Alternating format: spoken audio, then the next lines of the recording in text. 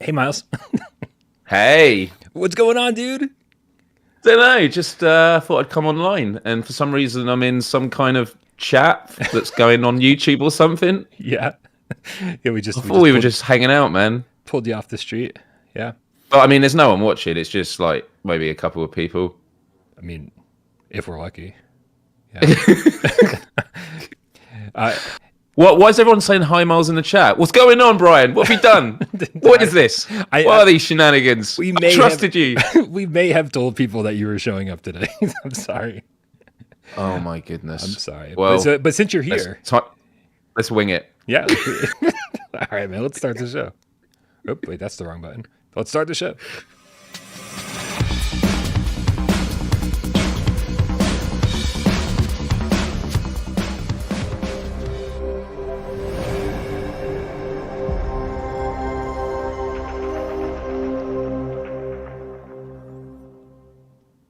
This is PSVR Gamescast Live, where we film live every single Monday, Wednesday, and Friday right here on YouTube at 6 p.m. Eastern. If you're watching it right now, you very well could be watching it live. If you're watching it later, how's the future? Don't forget, you can also check this out on podcast services of your choice, thanks to our loyal friend, Jay Meow, who does all the hard work around here that I don't want to do. Also, Sci-Fi Gamecat Henry. Also, the mods. Also, what's up, Myles Dyer from Myles Dyer official Instagram account. These intros are getting better and better. Like the most easiest intro you could ever do is when it's someone's own name, but it actually feels really awkward in the internet space. Like, yeah. But no, I'm doing good, Brian. How you doing, man? No, I'm doing great. I'm doing great. Good. It's been the most chaotic day I've had in a very long time. And I'm honestly just happy to be here for the next hour, where it's like I don't have to think about any of that, and I can just enjoy some VR talk. I can hang out with my friend and hang out with all these cats in the chat, man. Very, very happy. For sure. It's the home stretch. It's the home stretch. It's the home stretch. Hey, listen, before we get into the real show, I know you've been on the channel at least twice, maybe 3 times before. I forget. Do you know? I think it's twice. Yeah. No one For knows. showcases. There's no way to know. So you're Myles, and what are you doing here, man? Like you're our new Friday guy. Let's learn a little bit about Myles Dyer. What's your favorite video game of all time? I'm putting you on the spot. We didn't talk about this at a time. Oh my goodness. Favorite of all time, man. I mean, Final Fantasy VII has always had a special place in my heart. I think it was because it was the first game where I really saw the medium as a great storyteller. I mean, I think you had to buy a 3-disc set to play the entire game on the original PlayStation. I think I've got it still, actually, the CD somewhere. But yeah, Final Fantasy Did it VII. feel like you were getting like a better game when it came on multiple discs back then? Back then, you're Yes. like, oh, look at this. This is a 4-disc game. You're like, fucking pretty cool, man. It must be a good one. Yeah, and also for a game to like last, I think it's 60 hours or something, was unheard of. When obviously you look at a lot of games now. I mean, I've been playing Horizon Forbidden West recently, and I've just been sidetracked by all the side quests. I'm 40 hours into the game, and I've barely made a dent into the main story, and I'm like totally overpowered because it's just so immersive. So yeah, I hear that's like a 100-hour game, which is kind of average. But can I just say hi to all the game cats and everyone in the chat? I'm seeing lots of love being sent. I read everything, and I really, really appreciate it. Lots of kind words have come my way this week when it was all announced. And yeah, as you say, like I've been on a couple of times before. I absolutely love what you have done with AJ and Dave and everyone else in the past. Having the other co-hosts throughout the week has been awesome. I've been tuned into that. I was just telling Brian before coming on, I was actually wearing the No Fracking Way fracked shirt that Wes was wearing on Wednesday. So I changed it just before I came on because I didn't want Wes to think I was copying him. You know, I just had to be clear there. But we did, yeah, we did I think mean, a little bit too late. We were like, man, this should be the co-host uniform. Like everybody Yeah. needs to wear a frack shirt if you come on the show. This is it. End Dream sort it out. But yeah, look. Throughout my entire life, Listen, if End Dreams is participating, there better be some fucking bomber jackets with the Yes. with the Fract logo on them. Okay, just saying. yeah, and caps for the summer. It'd be great. But yeah, no, I've been a gamer my entire life. Although I've been a content creator on YouTube for 15 years, it's never been in the gaming space, and it's just because I've never really found what I wanted to do for my own channel. But I've always liked supporting gaming channels where and when I can. And obviously, I've known you for years now. the pandemic has just made all that time fly by. And I've always really respected the work that you've done, the community you've built, and the community is just so loving and inclusive, and that's something I've always wanted to support and be a part of. And so in many ways, as exciting as it is to be on this show, I do take it seriously. It's a real privilege, and I hope that my contributions do the show justice, because that's what it deserves. Donatello the Scientist Gamecat rare with the $5 tip says, welcome, Myles. Meow and swipe. Don't forget to pimp Unity in Time. Okay, well, it's just here. And people are like, what's Unity in Time? It's my band's new album, Unity in Time, and it's got a little hourglass there with a little flower. So yeah, I'm a screamer in a heavy metal band. A lot of people are surprised by that, because you're so cool and collective. So that's where I vent it off. And yeah, we just had a UK tour that was great. Been taking daily COVID tests, hoping that I haven't caught anything and I'm all good. But yeah, no, it's been really, really cool. And I would say if anyone's into metal or anything prog or rock, check us out, Schemata Theory. I'm sure someone will type it in the chat. And if you have Beat Saber on PSVR, you can actually play our song New Vision on the custom maps, because we released it in November of last year. And some of the biggest Beat Saber players have given it a go. And it's been mind-blowing. And I'm just depressed I've still not played it, because obviously PSVR, you can't do mods. And I doubt that will even be a thing when PSVR 2 comes out, but it would be really cool, though. I think, though, if Beat Saber was able to give us some indie bands, it would be amazing to get either compilations of hey, here's a pack of 20 songs from 20 different indie bands that maybe you'd never heard of, but here's a way to kind of get exposed to them. It's like back in the day when MTV was really your only way to find a new band that you liked. You're there's one person controlling the medium, and you're just watching, and you're oh, Foo Fighters is great, but what's next? And you're oh, maybe I'll like this other band too. So that's so true. Yeah. Yeah, but that would be really great. So fucking get on it, Beat Games. We're just telling all the developers what to do today. That's it.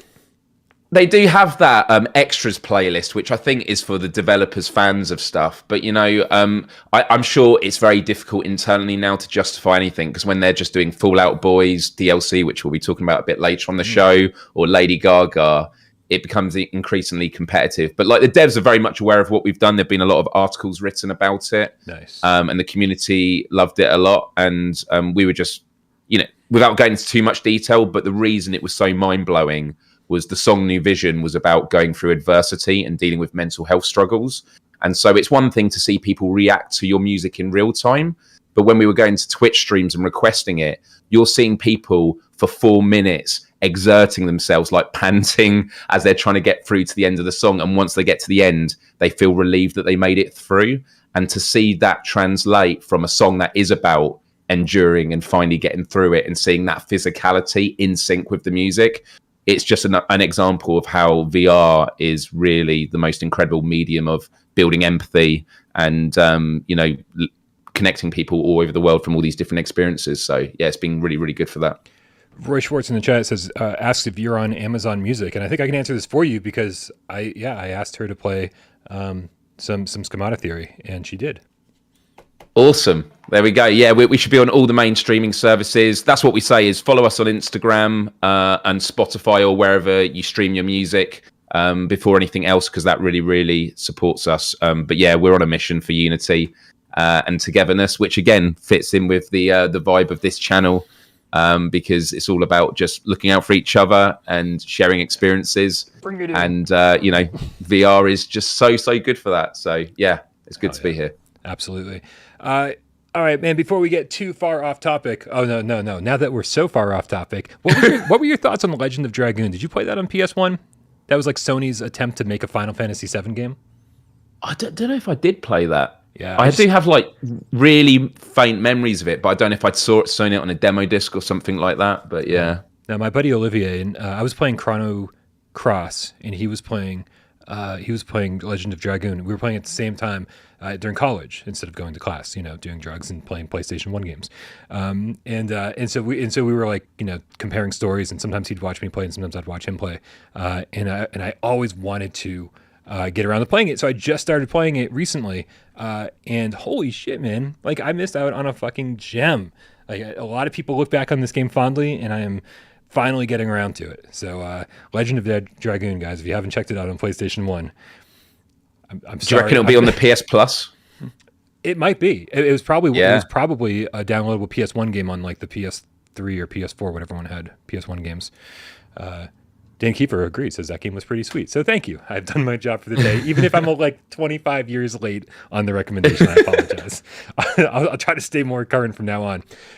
Speaking of being current, we didn't do the Gamecat name changes last week. And so guys out there, if you like to support this channel, and you want to support it in some other way other than financially, because you can always go to patreon.com/withoutprogames, and hook us up with just $1 or more every month. $3 or more, get your name on that little scrolling. Oh shit, it's the first, and I didn't update it. I'm so sorry. I swear I'll have it updated for Monday. Get your name on that scrolling list down there. Also, you get access to voice chat over in Discord. Otherwise, Discord's totally free. Join us over there. Click the link in the description. But if you hit us with the $5 or more tier, then you will get some exclusive video, exclusive content, which I'm really trying to ramp up over there.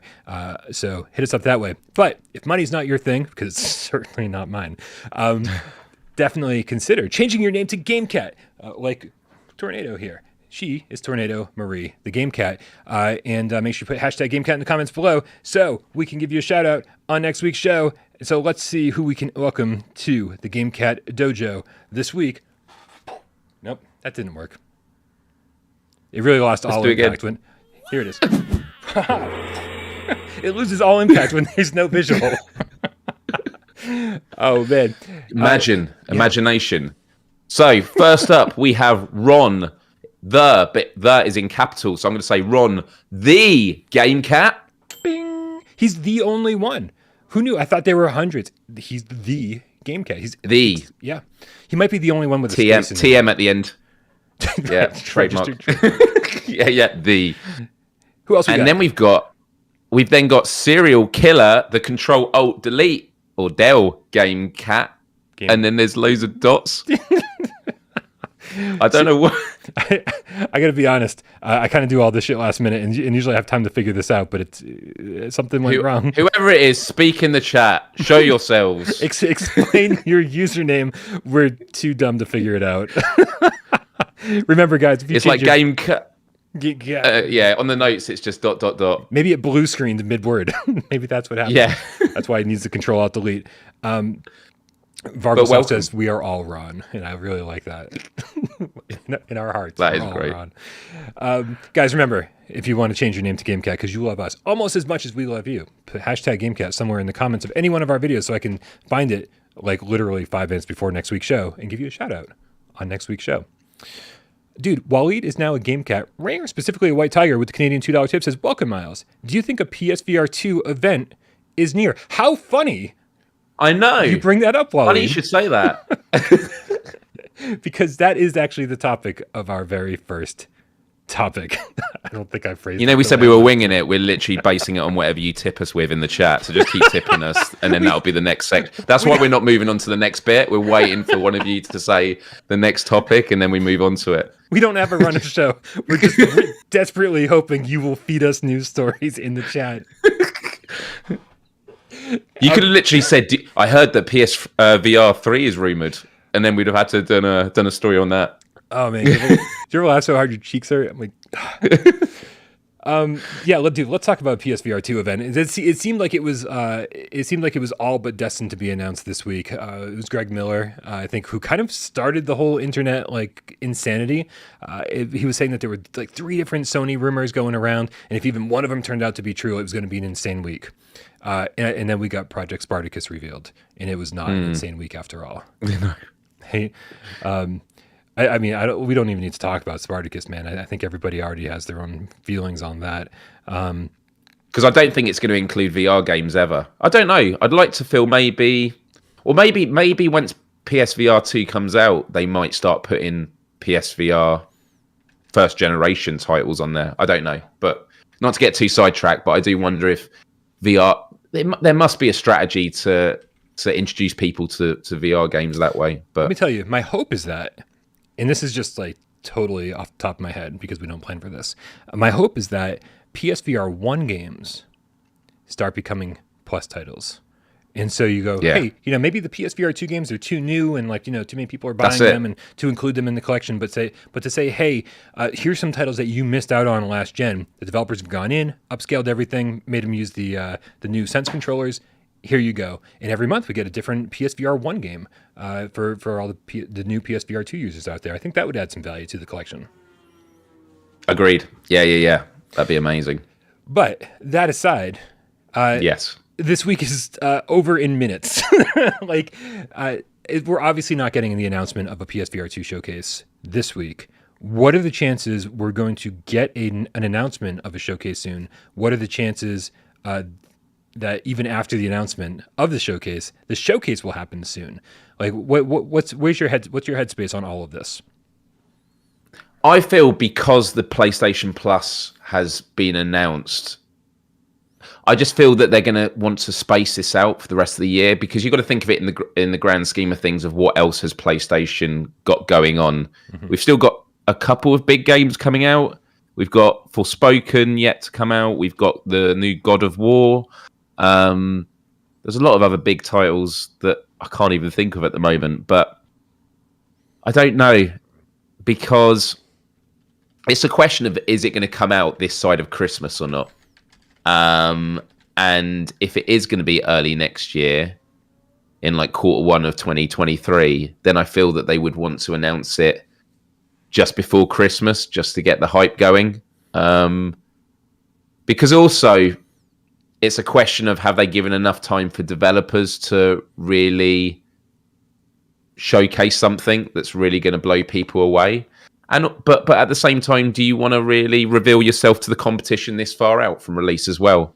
Obviously, other developers and other companies are going to have got their hands or got a view of it through the Game Developers Conference and, industry insiders and stuff like that. But I just feel Sony have always kept their cards close to their chest. They've always been very conservative with when they do reveals, and when they do them big. I don't think it's going to happen soon, but then I never have any idea what PlayStation's going to do. It's always been very confusing. Well, so yeah, I think you bring up an excellent point. The fact that you say that, I think most of our audience is under the impression that that the headset will come out Q1 2023, if you believe me. And I've certainly been wrong before, but I am very, very confident that this is true, that this is actually the case. And so, looking at it that way, you go, oh man, could we possibly be 11 months from, I couldn't get the Gamecat dojo thing to pop up when I wanted it to, and now it just popped up again without me wanting it to. This is welcome to Without Parole. This is how things work. Myles is going to fucking leave before his first show's even over. He's like, this is nonsense. They don't know what they're doing over here.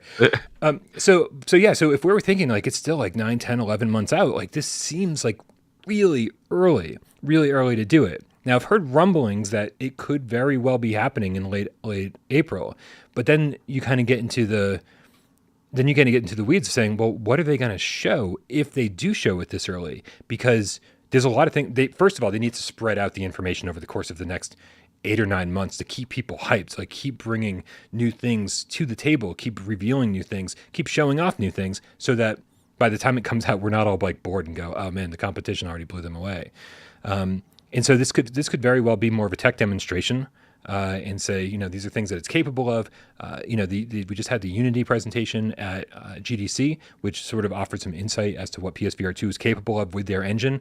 So this could be Sony's chance to come out and say, listen, just like they did with GDC 2014 with Project Morpheus, and say, here's the God of War thing that we created to show off the headset. They didn't show off real games.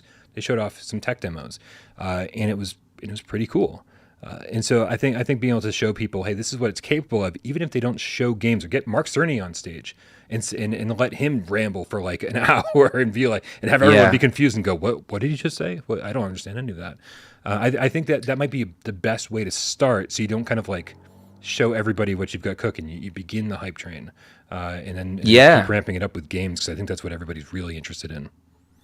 For sure. Yeah, no, that makes a lot of sense. It's also going to be interesting to see to what degree Sony are working with Epic Games and the Unreal Engine 5 for VR, because obviously they have that partnership. The sort of tech demo of the PS5 and the PS4 has been done through the Unreal Engine 4, then 5.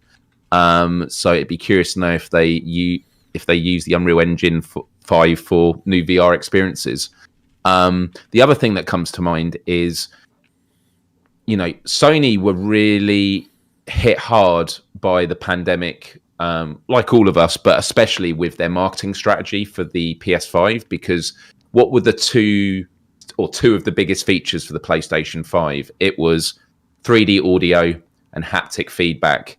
And it was actually revealed that the plan was that in the lead up to the launch of the PlayStation 5, they were going to have booths all over the world where people could go into stores and get their hands and feel what 3D audio is. It's the thing that we always talk about with VR. It's very difficult to explain it to people because it's not the stupid commercials of 3D television where someone's sitting there on their couch and a cube is coming out the screen and floating all around them, and that, even though that's nothing like what 3D TV is, because Sony has always been a hardware company first.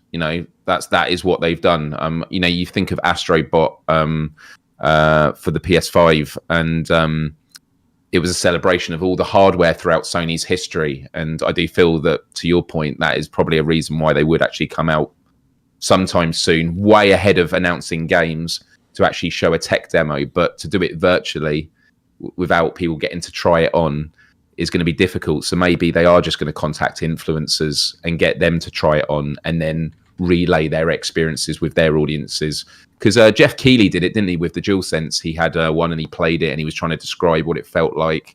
That's the only other way you're really going to be able to cut through. Just having someone on stage talking about it, I think that's going to be a harder sell, because people that are already PSVR users, they're already sold on the new headset. The question is, how do you bring the new, non-adoptees on board? And that does come down to games. And then, we've spoken before about hybrid games. It's about the top tier IPs.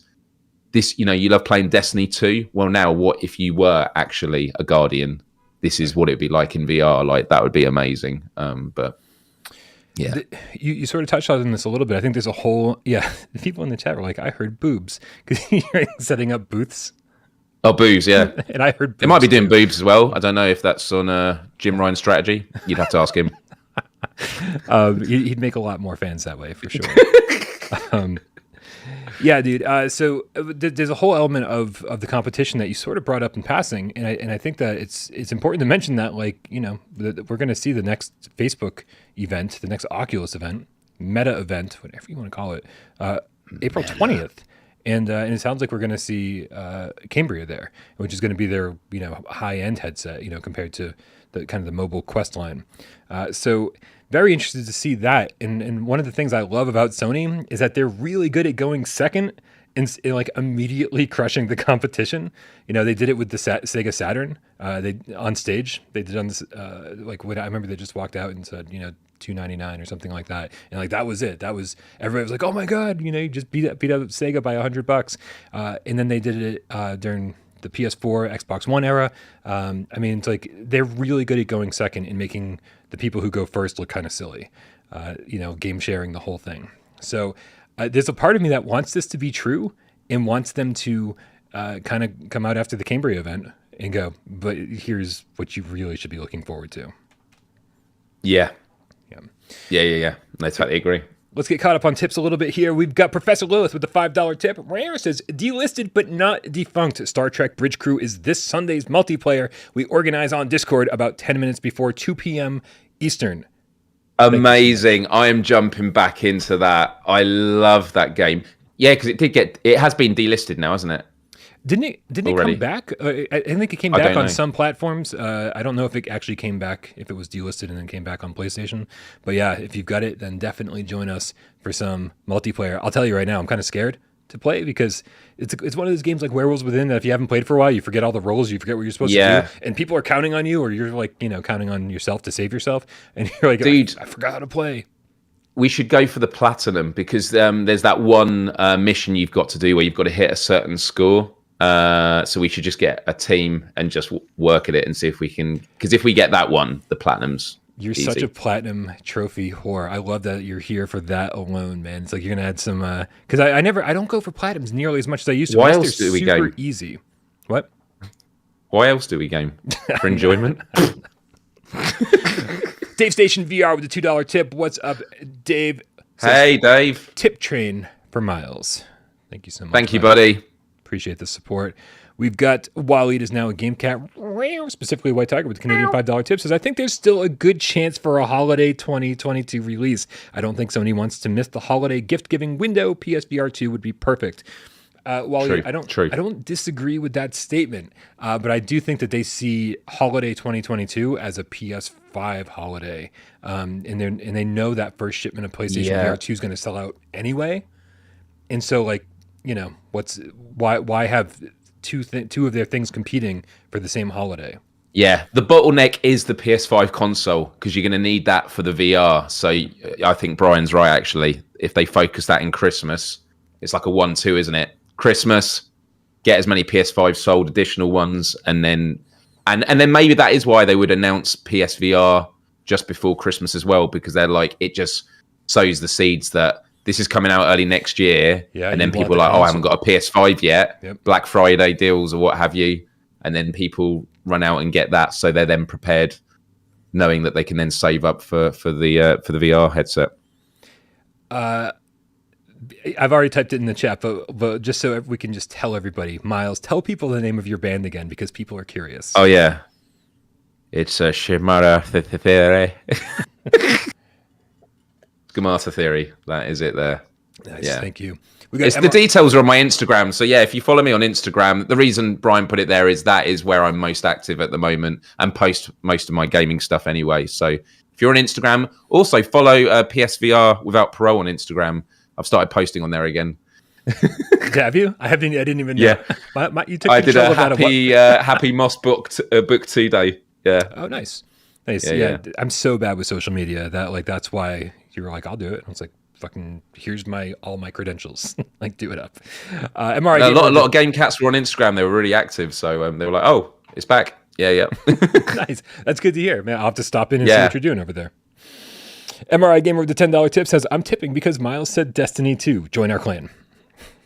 I haven't played. I bought one of the massive DLCs and I played it for 10 minutes. I was like, I don't have time for this. It is amazing. And I will jump back into Destiny 2 if there's a VR component. Oh, dude. I will jump in for the first time because I only played a few hours of Destiny 1, and then I was like, this is all this is? You know, just before it got all the DLC and the updates and everything. And so I wasn't impressed by Destiny 1 on launch, but I certainly I hear Destiny 2 is amazing, and in VR I'd be all about it. This is what makes me excited about all the Sony PlayStation acquisitions, like acquiring Bungie. Is like Bungie have been well known for their brilliant gunplay and the feeling of all the guns and that. And, you know, I haven't tried it with the haptic feedback on the DualSense controller, but like having Bungie weapons in a VR game, it would be so good. Agreed. Snacks, please, is the heightened emotional response Gamecat with the $5 tip. Says, chew, meaning choo-choo, the tip train. All right, man. It's probably time to move along to our next news story. I have no idea what it is because for some reason the font. Because no one's tipped it. No one was it about the choo-choo train? Why?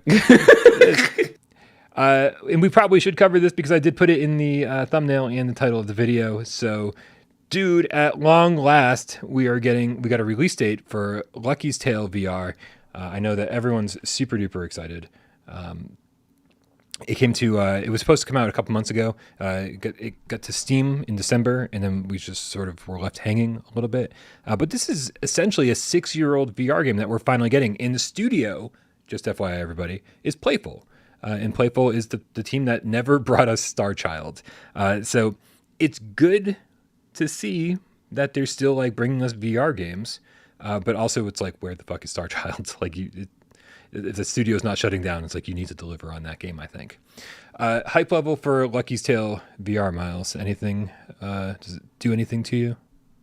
I mean, I've seen it keep popping up, and it looks kind of cool. But then, as I've read, reviews and that, we were looking just for coming on air on Steam. The reviews, Yeah. the impression I get is it's a great transition from a 2D to a VR game. It's extremely polished, but also it is a kids game. But like, I don't mind that. Sometimes you get lost in all the big, grandiose games. Sometimes it's nice to have something where you can just chill and relax and have a bit of fun with a cool platformer. So I'm all game. I love this part. The graphics are highly polished in VR, and even a potato can run it. There we go.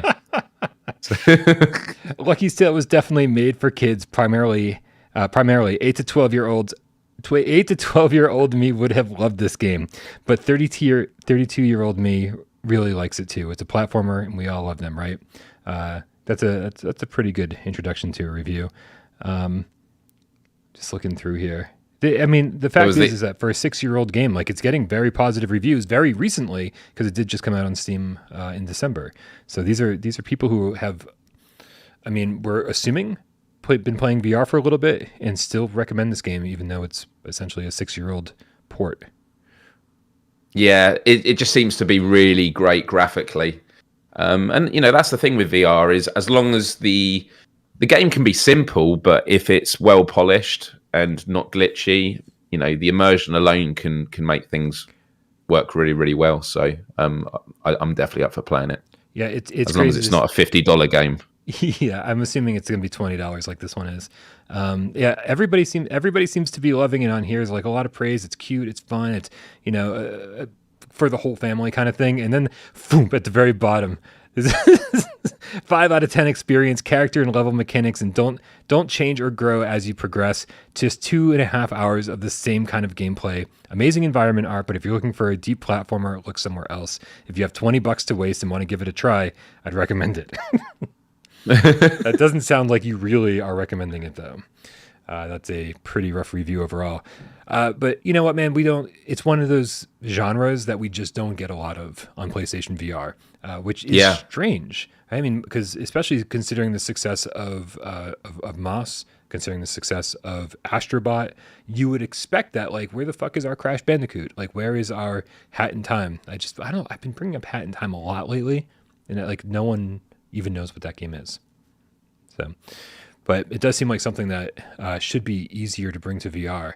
I don't know. I feel like it's one of those games where if you keep your expectations in check, then you'll probably be okay. Yeah. I'm just hoping that you're the one that has to review it. We'll be here on a Friday being like, remember when we talked about Lucky's Tale last week? Okay, now we got to talk about it more. Kill Artist, the Dream Weaver Gamecat, right with the $20 tip, says TGIF. I am spreading the love since the next 3 Gamescast I will be watching from Hawaii. Ooh la. All right for some. And by the way, if this game has an easy platinum trophy, I'll happily review it.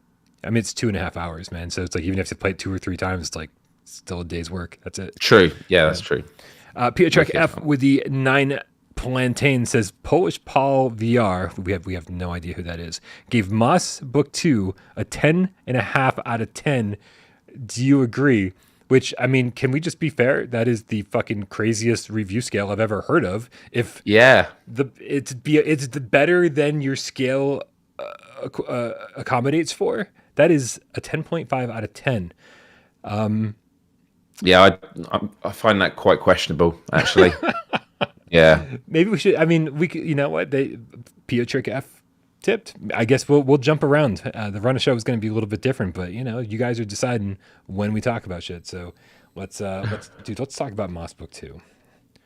Yes. So just before we came on today, I was actually trying to get through the original Moss, because I actually got right up until the penultimate chapter, and I kept on saying to myself, I'm going to come back to it. And then when it was a PS Plus game, I was like, okay, maybe I should, because I had it, a friend lent it to me at first.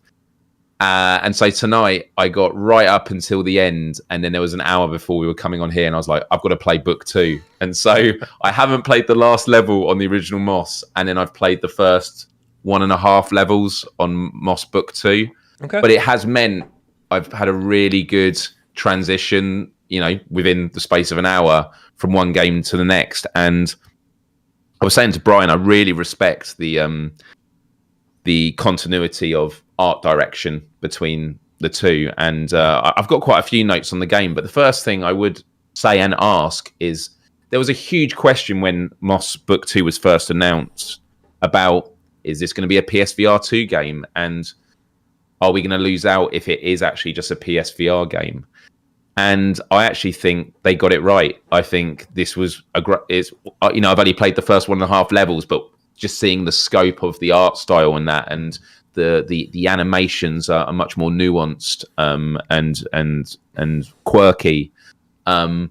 But I feel that this is a great stepping stone for PSVR games. I think that if they were going to make a third one, they've got enough time now to do it once enough people have got PSVR 2. Because how long has it been since Moss 1? 4 years. Okay, 4 years. So I don't know. I feel that they made the right call. I think delaying for PSVR 2 would have been a mistake. Well, yeah, and the other part of that is that, obviously a majority of their sales, despite the fact that it's releasing as a PlayStation VR 1 exclusive, it is coming to other platforms. And so when the lead platform right now is Quest 2, there's only so far you can take it. So if you were trying to make it a PSVR 2 game, you're just going to be like exceeding the capabilities of the headset where you want to sell the most copies. So I feel like this was a pretty safe route for them to take. And that becomes a problem, I think, in the game to a small extent, because I do think that it feels a lot like the first game, but it also feels like a proper sequel. It feels like they kind of took everything that the first game did well and just added a little bit to every single one of those things. The soundtrack is slightly more dynamic and slightly more prominent, and the art style is the same, but the environments are much bigger. And you start seeing different camera angles for the same like area. When you walk up to a door and you're like in your quill and you're way off in the distance, suddenly it's like the camera blinks and then it brings you right in front of the door. And I'm like, okay, great. And then, for every single ability that you have, Moss had a sword, Quill had a sword, and now she has multiple weapons, and each of those weapons has a power-up ability. And so there's really just more of everything. But I still feel like they played it a little too safe somehow. It just still, I don't think most people are going to find that a complaint. But as far as I'm concerned, it's like definitely not more than a 9 out of 10. Like, and there's nothing wrong with people who are like, this is the best game ever made. But that just wasn't my impression. I feel like they could have done more. And I was halfway through going, this is really good, but I'm not blown away yet. And I never kind of got to that point of being blown away. The first one actually kind of did blow me away at a point, here and there, just for like mostly aesthetically. I was like, oh, look at that fucking view right there. Yeah, no, I agree with that. I mean, the fighting animations feel a lot more smooth. Again, having tonight played the original one in the later battles, I always found the fighting mechanics quite frustrating, just because when you kept trying to just tap the square button, you could get stuck in an animation, and then that would make you susceptible for attacks from the enemies. And you saying that there are other weapons, which is going to be great. Hopefully that makes it a bit more dynamic as well, because in the first 1.5 levels, it is just tapping the square button. And I find that a bit boring. I just felt that there's more that could have been done on the fighting side in the first one. So hopefully that is something that gets developed in this game for sure. It's funny. It does actually retroactively make the first game less appealing. Again, that sounds really weird to say, because it's a sequel. Of course, the second one's gonna be bigger and better. But I do think the first one doesn't have an inventory system. The first one, there's less to do as the reader, and the things that you're doing as the reader are very clear, like very clearly marked. And there's just more engagement in first person and in third person this time around. And so I think, for anyone who's wondering if you should play the first game first, is it super important that I know the story? It's way more than the story. It's because every single mechanic has been upgraded in some way, shape, or form, that you're going to be disappointed if you play book 2 first and then go back and play book 1. You're like, oh, this feels and even saying the word shallow isn't something I want to say when talking about Moss, but you're getting what I'm trying to say. It's like, it's just, book 2 is more a fully realized game. And so if you're going to do it, absolutely play them in order. I've got a really random question about the game, though. You know the sort of cathedral you're in when you're reading the book? Yes. This is so random. The library. I want some Gamecats to research this for me. I don't think it has a door. I was looking around and I can't see a door in that cathedral. So I don't know how you're meant to get out. I was like trying to look behind me in the distance. I don't think it has a door in it.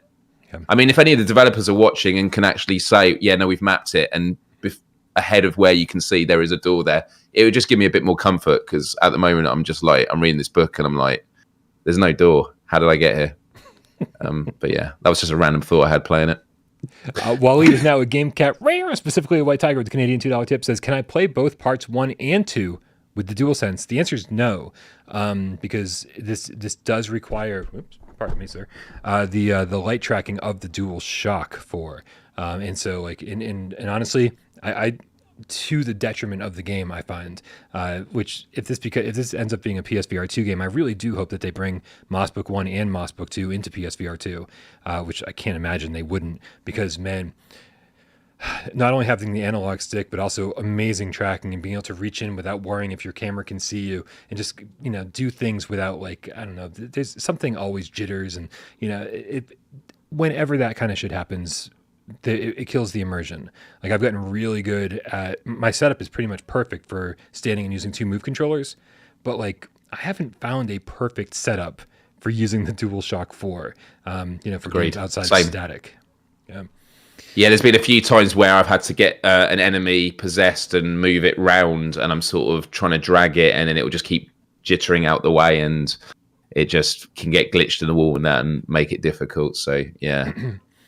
Yeah, so when it comes down to it, you know, if you loved Moss Book 1, this is a very simple version of my review that'll either be up tonight or most likely tomorrow morning, because, like I said, I got some shit going on in the background. Not this, no. Anyway, it's probably going to be a 9 out of 10. I never settle until, like, right before I publish the review. I do think it's really, really memorable. I think it's an extremely worthy follow-up to the first game. So if you love the first game, you're absolutely going to love the second game. I think you'll like the second game more than the first because of some of the different things that it does.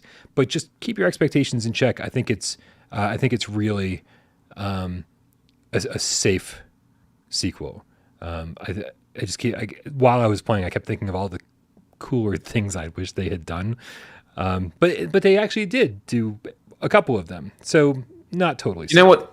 You know what this reminds me of, actually? It reminds me of Horizon Zero Dawn and Forbidden West, 2 excellent games that got 9, 10 out of 10s, but the reviews are always like, it does everything a lot better, but it feels... People, I don't know, I've seen a lot of people say safe, but not in a disparaging way. Like, they feel like there was just bits that they could have done a lot more, but actually they've just found what works, and they just work on those things and improve them. I feel that with Moss, like, actually both Horizon and the Moss games are games I'm never particularly hyped up for, but then when I start playing them, I'm like, no, this is an absolute joy. And actually, when it comes to Moss, I was thinking about this earlier when playing it, what a joy to play a third-person game where there's no HUD. It's like... it's just, I was just like, there must be some HUD. I mean, again, later in the game with inventory, but I don't think so. I was like, no, you've literally just everywhere you look, you're just present, and you're controlling it with your hands, and that's it. And just things like that are just quite remarkable. Yeah, absolutely. And I think, like a HUD or anything like that would absolutely detract from the game, because it is such a beautiful game. And I think, you know, just being there and taking in the environments, and, you know, just enjoying the music, and just, I mean, when I played through this time, I took my time, despite the fact that review keys came in like 12 hours before embargo lifted. I was like, you know what? It doesn't matter. I'm like, I'm not going to let some arbitrary deadline ruin what could potentially be my only playthrough of Moss Book 2. I was like, so fuck getting the review out on time. Fuck doing whatever. Like I'm going to enjoy this, and I did.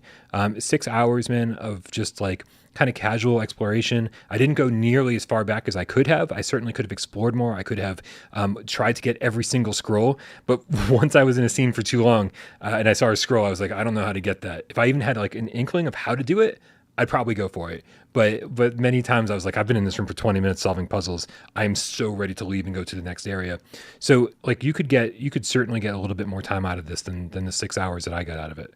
And so to I guess to answer the question that I asked in the title of the video, is Moss Book 2 worth $40?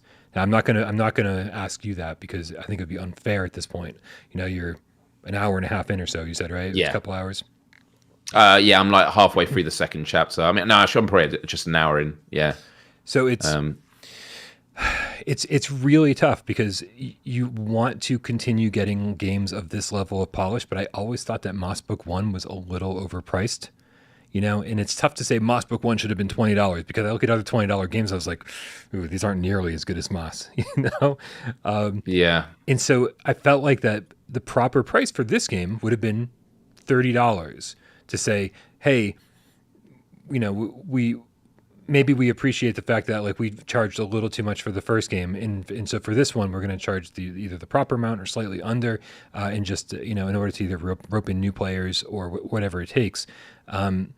It just feels like it has nothing to do with the length of the game. It doesn't. It's just a feeling you get from playing a game. But I guess the length does have a small part to do with it. $40 just seems excessive, and I also thought, if it helps out, I thought $40 was excessive for Blood and Truth. Yeah. But Blood and Truth, London Studio delivered a ton of free DLC, and so when you look back and say that, hey, Moss Book 1, we got the Twilight Garden DLC, which added quite a bit of content to the original game. I mean, if they're willing to do that again for this game, I don't know. Maybe there's something there. But as for right now, I do think it's a little overpriced for $40. They could have done it where if you bought Moss Book 2, you'd get the original and DLC with it. Something like that to bring new people on board. I think that would have probably worked really well. Because Moss was a PS Plus 1 month game, a monthly game, wasn't it? So if people hadn't claimed it already. Yeah. I forgot. Yeah. Nice. Yeah. So a worthy follow-up, but I kind of don't think that anybody's going to be too surprised when they play it and go, oh my God, I wasn't expecting this, or this blew my mind. It's like, it's just really solid and feels really good. And I did tear up once. I will say that. So it definitely feels it's got a lot more heart. And I found that any parts of the original Moss game where there were just moments where there felt like there was a bit of too much space, whether it was in animation or, you're spending a lot of time just looking around. And getting stuck on a bit. In this, it feels like they've definitely made the pacing better, whether it's in terms of what Quill says or does. There's a bit very early on in Book 2 where you pick up a sort of a pillar while Quill is on it and starts surfing. I don't think that was in the original one, but there's lots of little moments like that which are just really cute and really funny. Yeah. Cool. I'm definitely looking forward to jumping back in. Yeah. She's undeniably just an amazing kind of VR mascot. Yeah, you gotta love her. But another one of those games where it's really hard to remember the name of the protagonist because I always kept thinking her name is Moss. Like in when I was a kid in Zelda, you play as Zelda. I know you play as Link. Who makes these decisions? It's a good question. But yeah, no, it's so yeah, definitely curious to know what what the cats think of this. If anybody's had a chance to play it yet, certainly leave your impressions in the chat here. We'd love to know what you guys think of it. And if you're watching this later, let us know in the comments below. All right, dude, we need to get to the big thumbnail news story here. And that that recently acquired studio Firesprite is developing a AAA VR game that is according to a job listing that they posted. Now, I will say right off the bat, I apologize. One of the cats corrected me already. It does not say VR in the job listing. But I do think that But it's sort VR. of it's going to be implied. Right? I think Firesprite's going to be one of those studios that whatever they do will be a hybrid. There's rumors of them working on like a Wipeout VR game. There's rumors of them working on Twisted Metal game, and now it's a AAA horror game. And so, I mean, all of these things need to at least be in VR in PSVR 2. And then also on the flat screen for like, the people that like really don't want a VR headset. Like this is very important stuff. Let's go. Can we just dream about something for a moment? Twisted What Metal. if they are, I was going to say, what if they are teaming up with Hideo Kojima for his new horror VR game? Well, I mean, they are like co-developing Call of the Mountain with Guerrilla. So maybe, these guys could very well be like have their hands in a bunch of different projects. So good. That would be pretty cool, man. That's so good, but so not going to be playing it myself because I can't deal with horror games at the moment. Come on. I know I would go in it, but there's a live stream on my channel of me playing Resident Evil 7. I spend like 15 minutes pacing up and down the laundry room. Yeah. While the chat's talking me into going through a door. No, I'm not going through. It's not entertaining. It's one of the greatest feelings in VR to be like, my real life is in danger. Yes, I know. Like, how can you be scared to walk through a door? But yet, I've encountered the exact same thing when I played RE7 the first time in VR. And I really don't trust anybody who says that wasn't their experience as well. Because, I mean, other than having played it if you played it on the flat screen first, then you played it in VR, I get it. You knew what to expect. But if your first experience of Resident Evil 7 was in VR, that game was fucking terrifying. Terrifying. Yeah. Yeah. So, does this rule out Abandoned as no, Abandoned's as still the on the Kojima cards. game? No, they're just Abandoned's just been delayed for the PSVR 2 showcase. It's going to be the top one. It's going to Can't wait for it. That's it. Abandoned. You have it. You have the exclusive. I still have it installed on my PS5. I don't know why. Oh, I need the real time experience. the real time experience where it's got that 3-second trailer of a guy walking on a wooden floorboards. Yeah, I still get it's really installed. good. Yeah, I'm going to keep it is installed good. forever. It's going to be the new PT. Like everyone's going to be like, I wish I hadn't deleted that from my console. I'm never going to get it back. Has anyone remade the abandoned 3-second real time event in Dreams? Concern or Rec Room? Dude, so Please. at this point, somebody could actually make the real game Abandoned before Blue Box Studios gets around to actually putting that out. Goodness. Wow. Yeah. So let's get back on track, I guess. Yes. The news article is somewhere around here. So I've got one in front of me with a quote. It was just saying that the listing in question was shared on Reset Era and reads, "We are looking for a narrative director to join our development team for a AAA narrative-driven horror adventure game in Unreal 5." Excellent. So let's go through this. And then it says the narrative director is responsible for the project storytelling, helping establish and consider the game's universe and lore, with responsibility for the quality implementation of narrative content for project milestones and ultimately the game's release. Well, it's not going to be a Hideo Kojima one because he's all about the narrative. Right. You don't need someone else telling him what to do. But no, I think it's really, really exciting. I mean, Firesprite has grown a lot recently. Obviously, they had the acquisition under Sony. Their team is just so impressive, and they really did showcase a lot with the Persistence because it initially was just a VR game. Yeah. And I remember the conversations you had with them where they were showing all the testing, and they had that sort of demo where they had a room of just like really fake looking characters, but the way they moved was what made it scary. And so they really investigated the psychology of VR and horror. And that's how they made such a brilliant game. And then they made a flat screen version, then an enhanced version.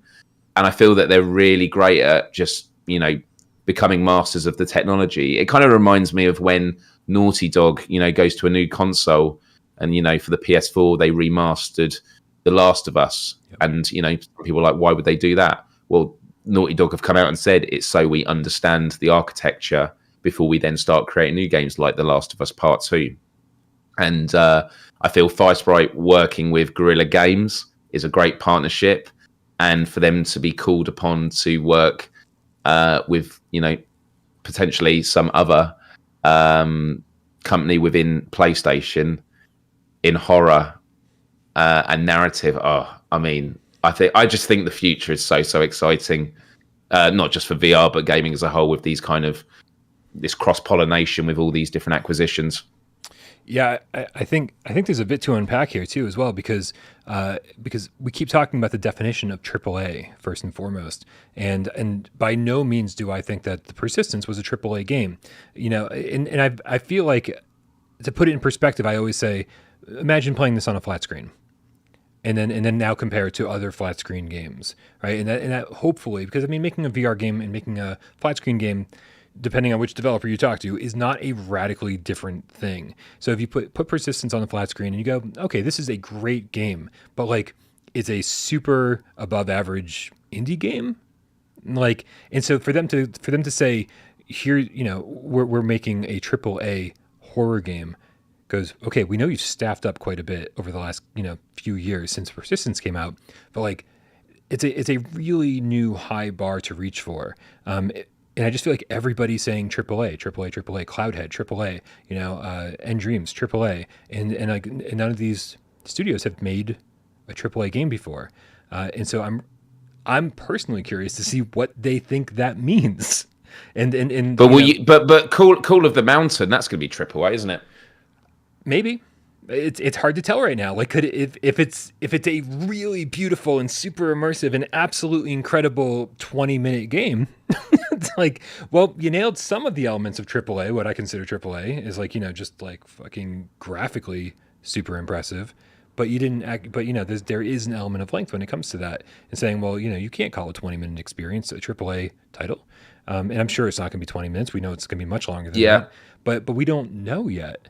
There's so many questions about Call of the Mountain, so we don't know what that means, and I'm not sure if they know what that means. To be honest with you, I think people like to use AAA in VR as a crutch. They say, oh well, it's AAA for VR, instead of just being oh, it's just a fucking AAA game, Yeah. But also the AAA has. I'm just looking at the article again. That is. It is the way that it was listed as well for a job. So the fact that they're saying AAA is probably to say, look, we're working with, prestige IP. This isn't a new IP that we're kind of experimenting. This is going to have big budget behind it. So they're going to need people that know how to work with those budgets and resources. Reminds me a lot though when you go for it. I just like that the article says it's not clear whether the title is based on an existing Sony horror game property like Siren, or whether it's a new IP. I'm like, Siren? to even float the concept that it might be Siren is yes. Wow, dude. It's we're going to bring Siren back before we bring Resistance back, before we bring Killzone back, before we bring... dude, they have... there are so many amazing Sony IPs. We're going to bring Siren back from the PS2 era. Are you kidding me? It's just... who wrote this? That's all I got to say. It's just a silly thing to write. But if it was Siren, that would be amazing. Just saying. Yeah. And a surprise. A surprise. But I was going to mention that I remember Ninja Theory who made oh my goodness, DMC Sacrifice, Senua's Sacrifice, Hellblade. Yeah, Senua's Sacrifice. Thank you. Because I actually applied for the role for their social media a year or two ago. So I had some great conversations with their teams internally. And the reason I liked them was that they have the approach of, I think they call it indie AAA, which straight away you'll be like, oh, so now they're playing with it. But, the definitions. But the reason they position themselves like that is saying, we are going for AAA, but on indie budgets. So, for example, you look at all the motion tracking they use, Ninja Theory. It is top of the range. Like when you look at the showcase of like the new Hellblade at the first Xbox sort of showcase at the Game Awards, absolutely incredible. And that is done in the studio. They used to have to fly out to LA every year from Cambridge in the UK. Now they order off Amazon and IKEA bits and pieces, and they've set up their own studio, and they said you can do it on an indie budget. Nice. The lines are blurring, and I'm sure that a lot of developers like Firesprite, who have worked on smaller budgets, have got a lot to teach guerrilla games that, you know, have bigger budgets, and that's how they learn off each other. It reminds me of the early days of YouTube when I started working for broadcast companies with all these millions and millions of pounds or dollars of budget. And I'm like, but this is what I do DIY in my own home. And it's like, oh, now you can actually learn a lot from each other. The big players teach you about process and logistics and dealing with big scope. The small indies and that teach you about being agile and being flexible and being creative with new ideas, and bringing those two together actually create the best new products. And so, yeah, I'm really, really excited about it for that reason. Nice. Yeah, I'm actually, I think I'm excited about it for simpler reasons, I think. And that's because, again, assuming that this ends up being a VR title, which I really do think all of Firesprite's games will end up being hybrid titles. Outside of Call of the Mountain, of course. But one of the big complaints that the Persistence had was that it was DualShock only. And so, like, as immersive as it was, and as crazy, like, scary as it was, especially at the beginning, you know, and as the action intensified, as all of that made a really good game, there's sort of always been this segment of the population who've been like, yeah, but it's DualShock only. And that's not VR to me. And I'm like, you know what, like, that if that's what you think, then fine. If that's not what you think, then fine. It doesn't really matter. The fact is like to see them do their next project and know that if it's VR, it'll be DualSense or 2 Sense controllers. I got to get used to saying that. Persistence was a PlayStation exclusive, yeah? It's a PlayStation VR exclusive, and please correct me if I'm wrong in the chat, guys, but then the flat screen version came to multiple consoles. Okay, cool. Because my thought was just if it came out on like Oculus or something like that, did they then have 2 controllers? Because I do think a part of it could be a hardware issue as well. Is with PSVR, you do have to prioritize in terms of where you're going to put the GPU investment, and I do like that limitation is going to be significantly reduced on the next gen hardware. Because not only have you got new VR hardware, you've also got new console hardware, so it's like doubly impressive. For sure. And dude, like stripping this news story down to its absolute basic core, I'm just happy that they're making another horror game. Yeah, no, for sure. Like that is the most important thing to me. Like, keep bringing the horror. Like, and I think, you know, especially knowing that like VR is so good for horror, it's like just keep bringing them in. People complained at one point that the PlayStation VR 1 had too many horror games, and I was like, not good ones though. There was like a few good ones, and then the rest were kind of garbage. And so I'm very, very happy. Oh, thank you. Wes is in the chat. Virtual Strangers. What's up? It says Persistence is playable and beautiful on Steam VR. Thank you for the clarification. Okay. Fuck you, you're fired. How dare you correct me in front of all these people? But does that mean it is like motion tracking on your hands? Oh, that's a good question. Wes, we'll wait. Yeah, we'll wait. We are going to wait now. Yeah. We got time. You can't come in here and try and show us up and then think we're not just going to wait for you to tell us the full story. Seriously. You got way more characters to use in that comment. Why didn't you use them? Daniel Norton says, I'm so depressed. Join the club, man. But we can all be depressed together. It's all right. While we're Love to you, Daniel. Oh, no. Virtual Stranger says no. Oh, okay. Gamepad only. Dude, so we're only 35 minutes late on getting to this on the run of show. But I think it's time that you and I talk about Fallout Boy, more specifically in terms of the new Beat Saber DLC. We can talk about Fallout Boy on their own, I guess, but I think no one would be too interested in that. Maybe. Yeah, I've never been a huge Fallout Boy fan. I know the occasional songs and that, but I'm just going to say right off the bat, for me, when it comes to new DLC, it's what do the mechanics feel like?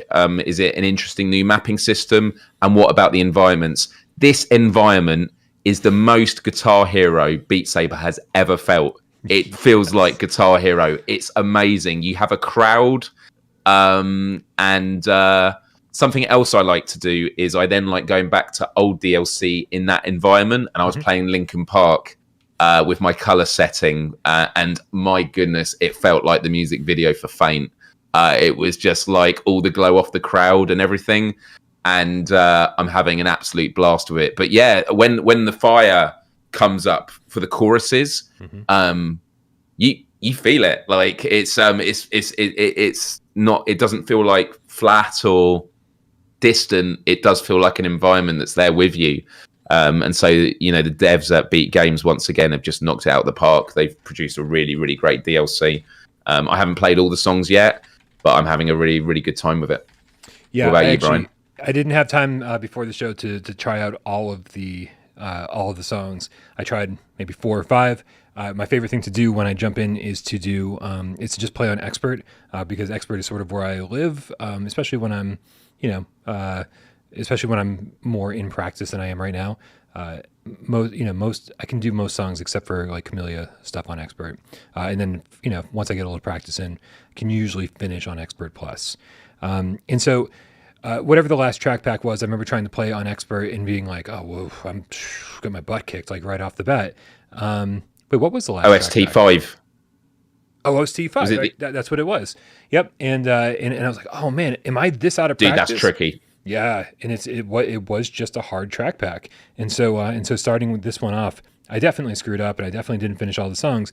But you can tell whether a little practice will get you there or not, and a little practice will get me through all of these songs, no problem on Expert, and that makes me feel good. I do not like when they change the Saber colors.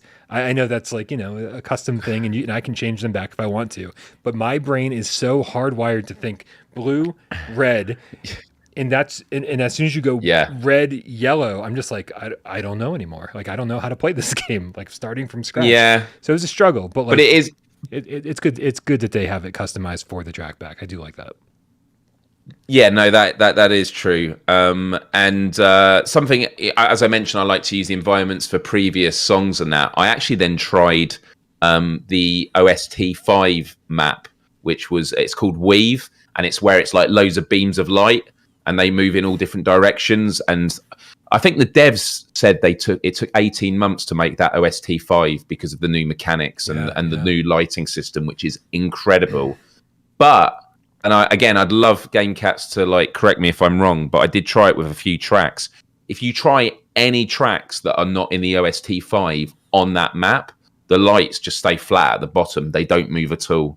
And I was incredibly disappointed because what I always knew, the way that the maps are designed in Beat Saber normally is it's not we've programmed them to react in certain ways to different parts of the songs. It's like AI. I think there's like an algorithm based on like what the music's doing. I could be talking complete nonsense, but it's the idea that they don't have to program the environments for every song.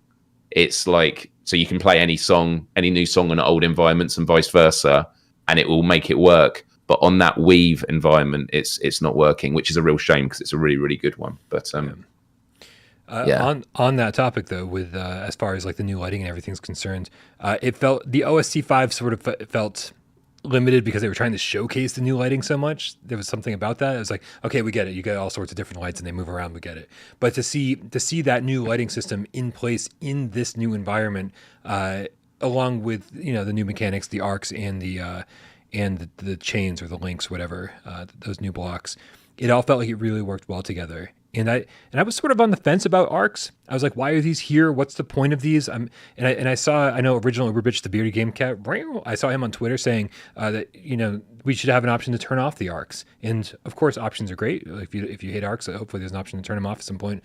But I actually felt like they were really helping me get into the groove of playing, and especially kind of like some of the weird block placements. It was nice to kind of like know where they were coming from, and it kind of gets you into that flow state.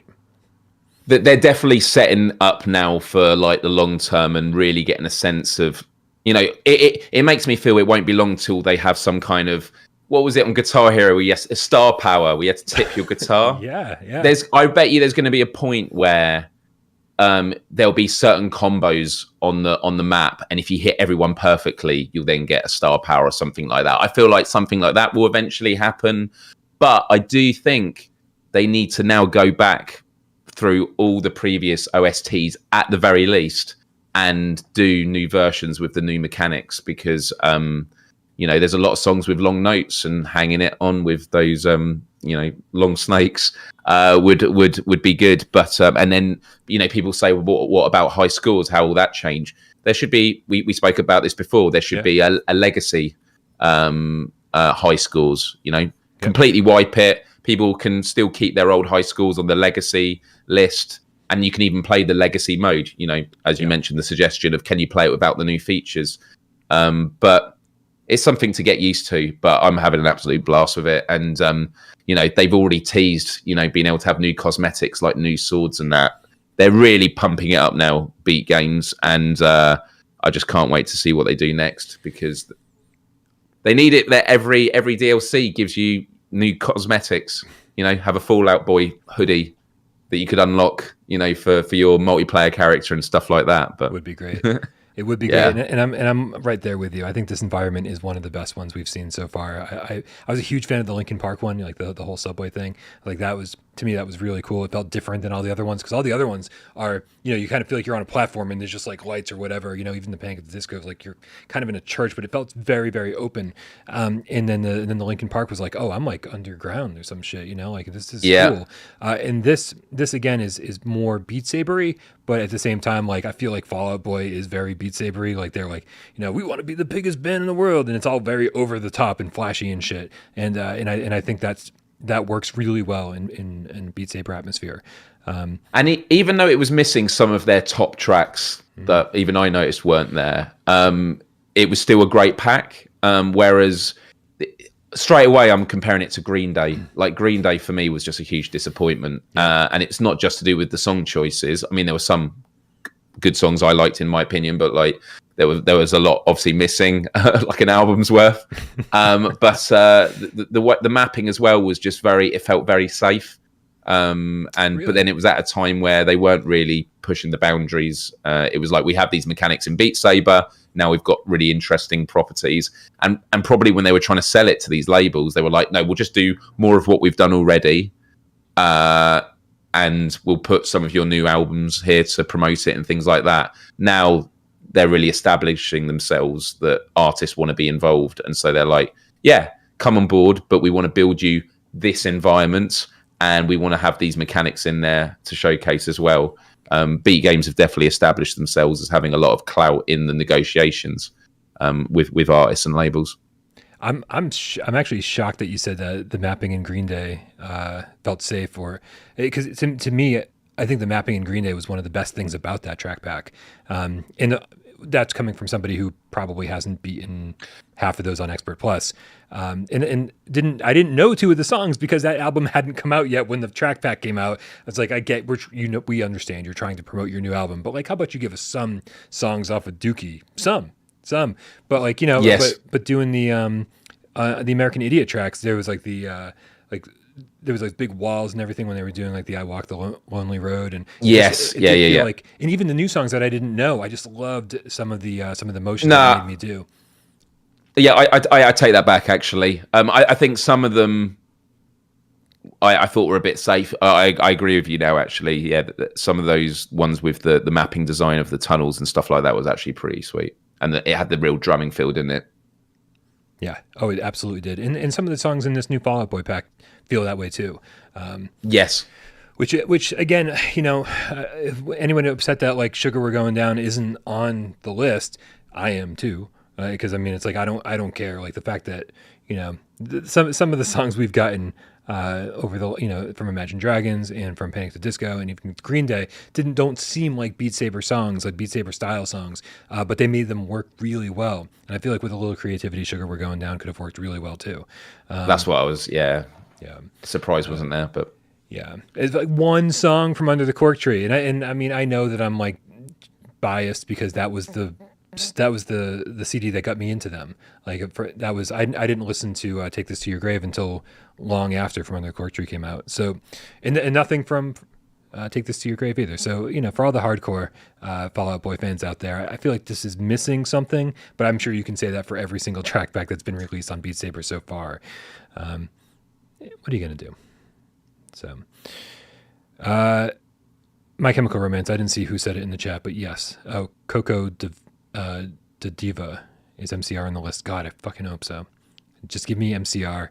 We don't need MCR any would other be amazing band till the end of time. That's all I want. I'll be happy. Y'all can suck it. And lots of people on Wednesday said Fear Factory for a metal track. That would be amazing because it would just be double pedal rudiments with your hands. Yeah. I got time for that. Dude, Wes on Wednesday, Wes Nest Day, haven't figured that one out yet, said 9 Inch Nails, and immediately I was like, what, why don't we have 9 Inch Nails yet? There's so much good music out there that belongs in Beat Saber that we haven't gotten yet, and hopefully we will. Yeah. Soon as VR gets bigger and Beat Games gets bigger, I think next gen we're going to see some crazy DLC. Well, fingers crossed. I don't know shit. Just want Beat Games to do a deal with Spotify and go, right, yeah, we got sync your Spotify account and we'll just do it. Or automatic, yeah. Great. Hey, Myles. Yeah, how do you feel about playing PSVR? What, this has been streaming? Oh, my goodness. At the start, I thought you were joking. I thought it was an April Fool's joke. We're really live. I was just making up. Comments from the chat. That's what I was doing. So my goodness. It is. I've just clicked it. It's a GIF. It's just stopped. They're all my imaginary friends. Repeating. You've met 142 of my imaginary friends. Oh no! You're all just voices in my head. There's no way you're all trust real. issues. I'm just gonna have trust issues now. Oh well, it was fun. Hey Myles, I heard you picked out a game for me to guess during 20 questions. Yes, Brian, I did. Okay. Well, in that case, I'm going to put 6 minutes up on the clock up on the counter, the way that Jeremy likes it. And all of you out there in the chat, please, for the love of God, help me, because you know how this goes. Everything gets real hard once we start the game. Real hard. So I'm just going to answer every question randomly, yes or no, and then we'll just work out together what game I might be thinking of, myself included. As long as I win in the end, that's all that matters. You guys, help me out in the chat. I'm going to need all of your help. I need your questions. I need your recommendations. Help me out. I suck at this game, even though I've reviewed like 80% of the PSVR catalog. Let's do this. Does it have aim support? No. I love that you froze for a second. I don't. Wait. What? How do we? Does it have move support? Oh, so we're doing VR games, yeah? I'm joking. Yeah. Does it have move support? No. Dual shock only, we're assuming. Okay, because it could just be an experience where there's no controller.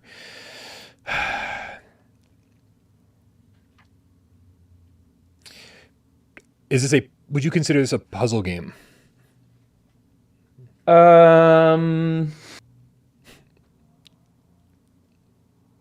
Yeah, in part. Partially a port shovel. Yeah, partially puzzle, PP. Yeah. Puzzle game. PP, yeah, I'm going to look back at that and go, what the fuck is PP for? Because that's how good my memory is. Partially puzzle game. Is there any rhythm element to this? No.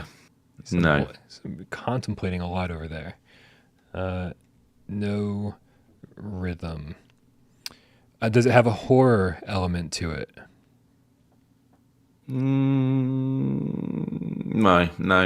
No horror. No rhythm, no horror. Do you do any shooting in this game? Yeah. Yeah. I don't trust you. Partially puzzle, partially shooting. It's a partial sort of game. Yeah. You do shooting in it. You do some shooting in it. Not an official question. Are you partial to it? No. That would be an official question. Yeah. Is it a good game? Wait. Yeah. Would it fall on our top 25 list ever? Like that good? I just got 3 questions for the price of 1. Oh man. I'm not asking if it ever landed. Well, I said it was a good game. Would it fall in your top 25? Is it good enough to land there? It's good enough to land there. I don't think it would be on there. Okay, good enough. partially shooting, partially puzzle, and good enough. These are all box quotes, by the way. It's all just meh. Is the game meh? Is it first person? No. It's not first person. No. Don't think so. No, I wrote down first person. I was right, not first person. It's not first person. Okay, so we've got we just limited the number of games so quickly. No, partially shooting. Partially, has this developer made more than one PSVR game? Yeah. Has this developer just released? Is there a sequel to this game or a prequel? Are there more than one game? Is there more than one game in this? There is.